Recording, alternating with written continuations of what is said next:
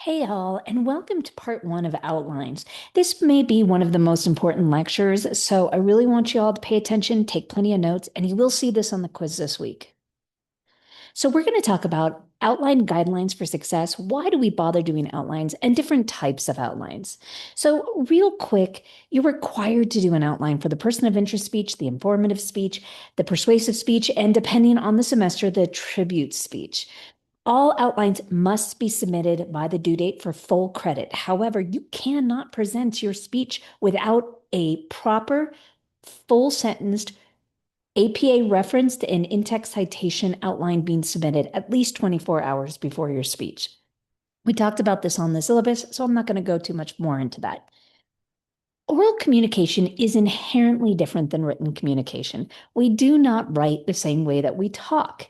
But if you can write an essay, you can write a speech. But let's remember a couple things. Number one, listening is a hard thing to do. Hearing is involuntary, but listening and really paying attention to what somebody says is going to be marginally harder than reading. Reading, I can stop, I can reread it. Heck, how often is our minds kind of wandering while we're reading our textbooks and we have to go back and read it again? But that's easy to do.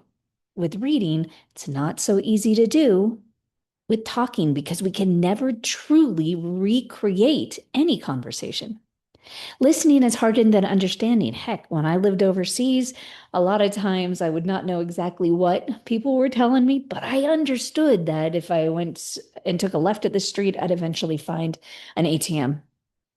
And even speaking, right? It's not so hard to speak, but it is hard to listen. If you're learning a foreign language and it may be easy for you to remember, how do you do?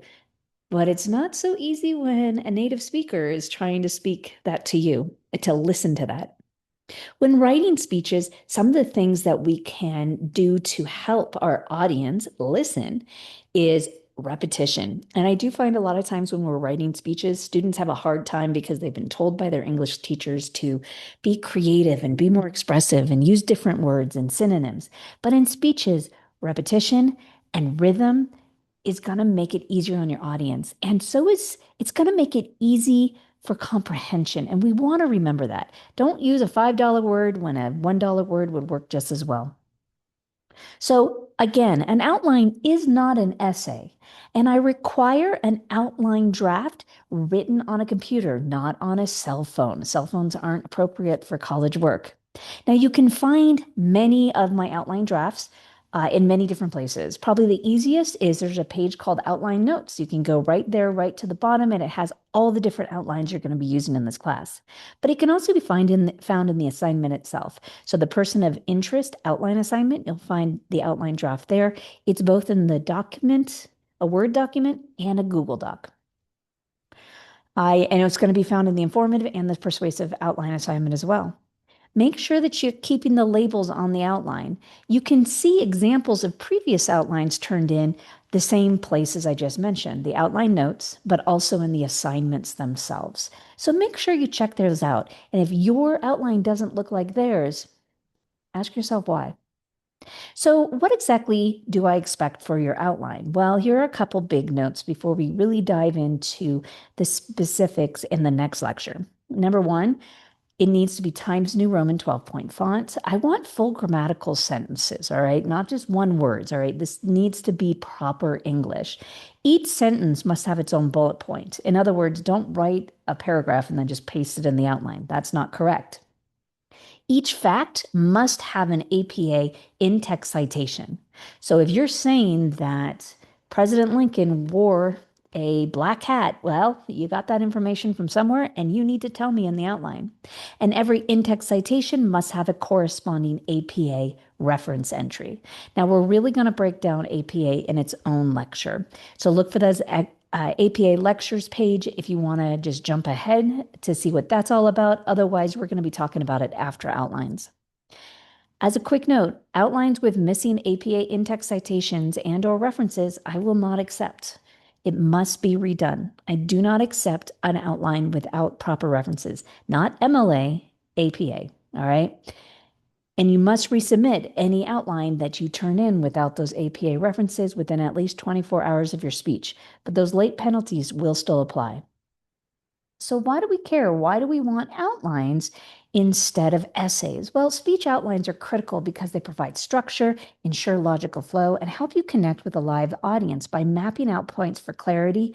And unlike essays, which are read, speeches need outlines to guide the speaker and make complex info easy to follow audibly and preventing the audience from getting lost. An outline serves as a roadmap, organizing your attention getters, main points, transitions, and conclusions for an effective oral delivery that sounds natural and keeps listeners engaged.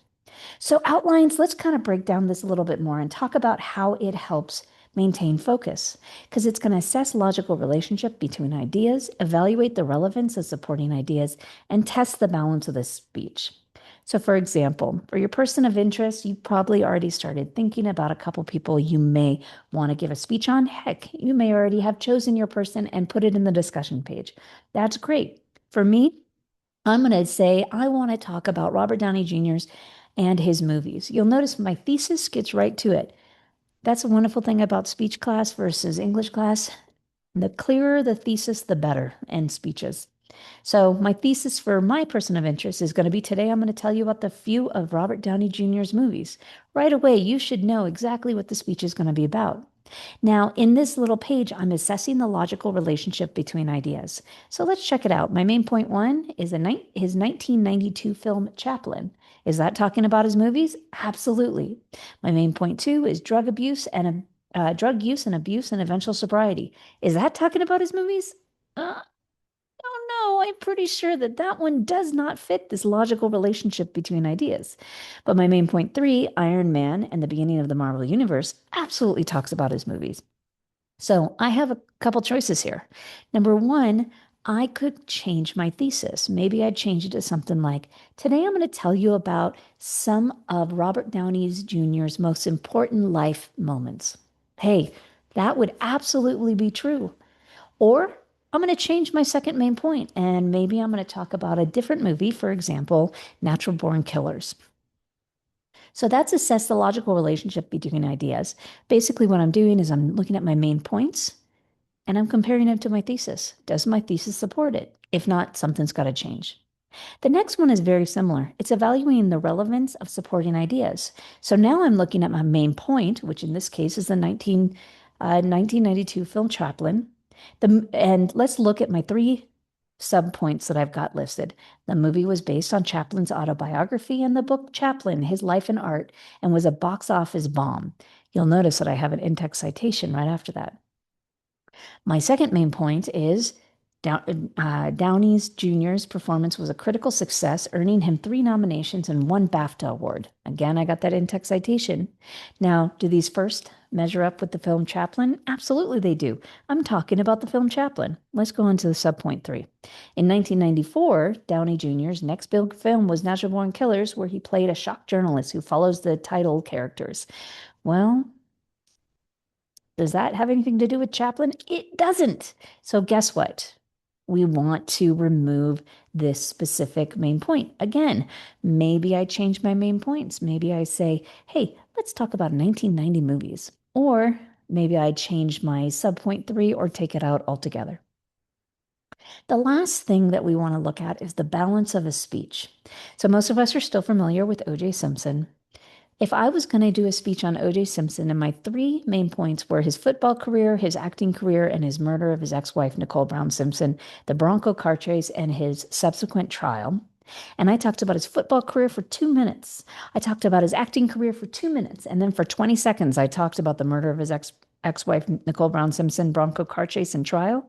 That would feel really awkward to the audience, and they might start to infer information that you didn't mean them to. For example, they might think that you didn't believe that the trial really changed his life at all. They may believe that you're trying to hide that information from your audience. Well, either of these things could be wrong. It could just be that you're running out of time in your speech and you had to wrap it up. But you want to make sure that your points are pretty well balanced so that your audience doesn't start to infer this information. There's 5 principles for outline creation that our book goes through. Singularity, which suggests don't get bogged down with too many ideas. Keep it focused. It's difficult for audiences to pay attention to too many topics.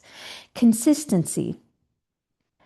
So consistency is the idea that when we're using speeches, don't confuse your audience by using confusing jargon or words that have dual meanings, like, for example, which and which, or him and him, or right and right. Do I mean writing with a pen or that you're correct?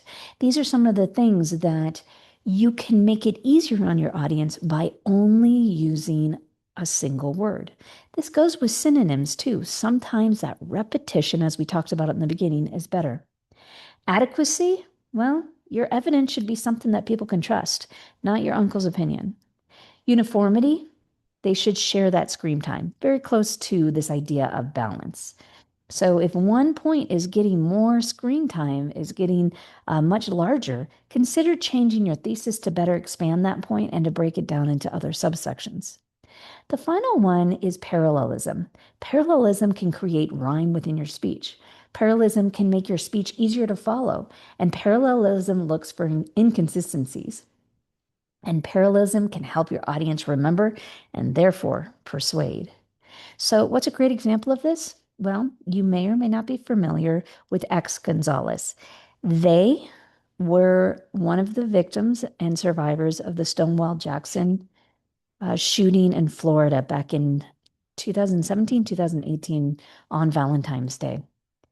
So we're going to watch a really quick speech of theirs where they use parallelism, and you can see how much the audience is keeping up with it because of this idea of parallelism and repetition. Let's check it out.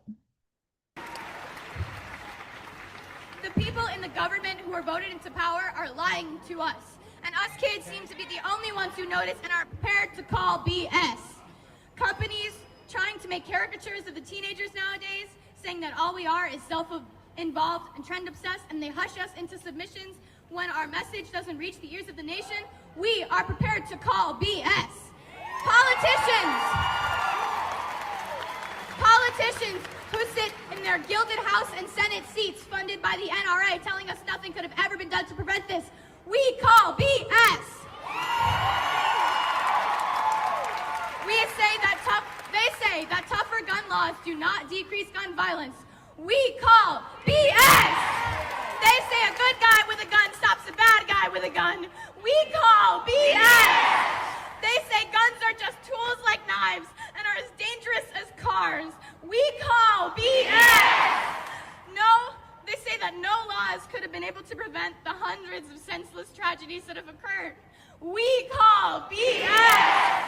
That us kids don't know what we're talking about, that we're too young to understand how the government works. We call BS! If you agree, register to vote. Contact your local congresspeople. Give them the peace of your mind.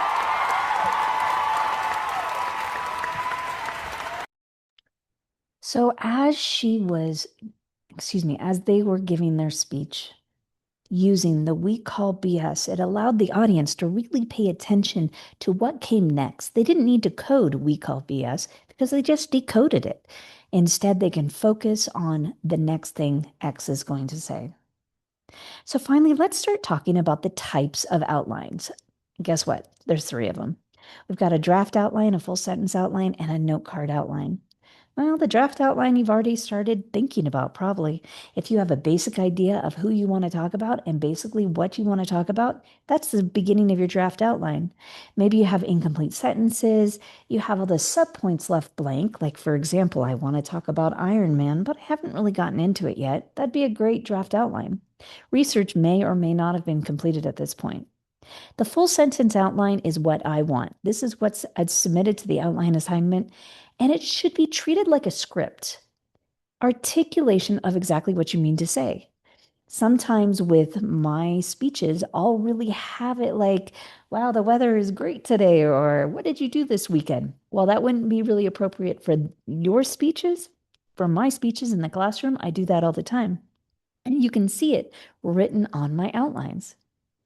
Now, a real quick note, No, you don't need to resubmit your outline if it changes from the day you turn it in to the day you present. It's only if like major things change, like you wanted to talk about Robert Downey Jr. and now you're talking about Jason Lee. Yeah, absolutely. But I expect changes. Each bullet point should have only one sentence, and it should be fully cited with APA in-text citations and references. The last one is your note card outline. Now, this is what you're going to use to present your speech. No full sentences, because when we get anxious, when we have anxiety, our brain tends to like to short circuit. And if you have that crutch there of your entire outline written down on your note cards, guess what you're going to do? You're going to read it. You need to trust yourself. You wrote your outline. You know what you want to say. And if you go off quote unquote script, it's expected. So only have keywords and phrases, just enough to keep you along. Full sentences will result in a red outline. And that's not what I want. I want that conversational outline.